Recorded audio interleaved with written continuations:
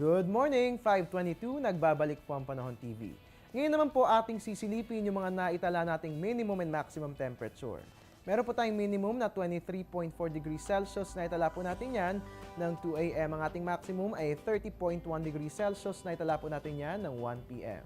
Para sa ating relative humidity, meron tayong minimum na 63% na itala po natin yan ng 1 p.m. Ang maximum po natin ay 95% at naitala po natin yan ng 2 a.m.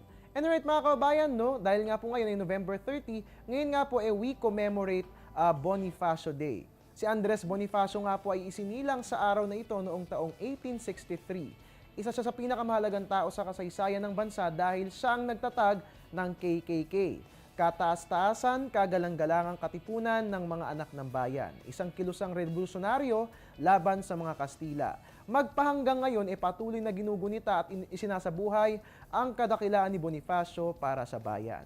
And alright mga kababayan, ano ba? 25 days na lang pala, Pasko na, no? Aba, kalain mo yan, bukas na nga pala ay Disyembre na, no? Nakapag-Christmas shopping ka na ba? Ako hindi pa So, sabay na lang tayo siguro para makaraos tayo sa Paskong itong darating, no? And alright mga kababayan, para nga naman po maging maganda ang ating umaga at mag-updated tayo sa lagay ng ating panahon, pwedeng bisitahin ng ating website. It's www.panahon.tv.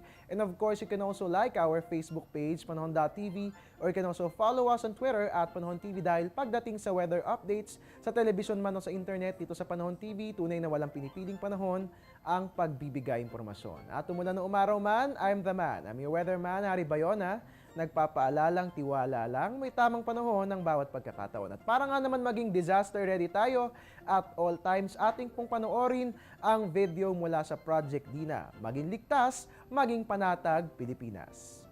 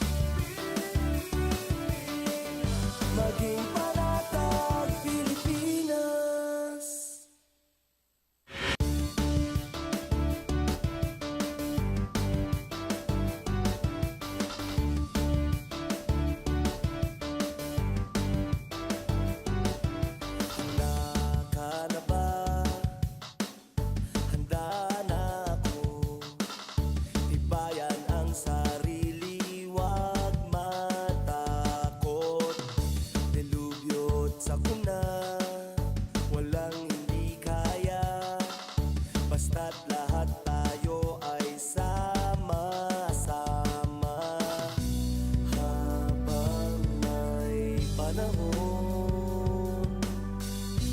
Maganda ngayon tayo'y aahon. Maging ligtas, maging panatag Pilipinas. Ligtas, maging panatag Pilipinas. Ligtas, maging panatag Pilipinas. Ligtas, maging panatag Pilipinas.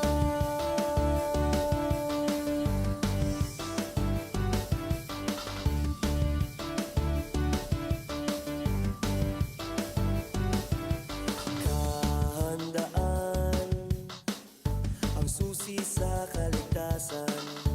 Kaalaman ng kailangan ng mamamayan. Buhay ang katapat, iwasang mapahamak. Tulong-tulong sa ngalan ng bayan. Habang may panahon, maganda ngayon tayo'y ahon. Maging ligtas, maging panatag Pilipinas. Ligtas, maging panatag Pilipinas. Maging ligtas, maging panatag Pilipinas. Ang programang ito ay hatid sa inyo ng Air 21. Sagot ko, padala mo.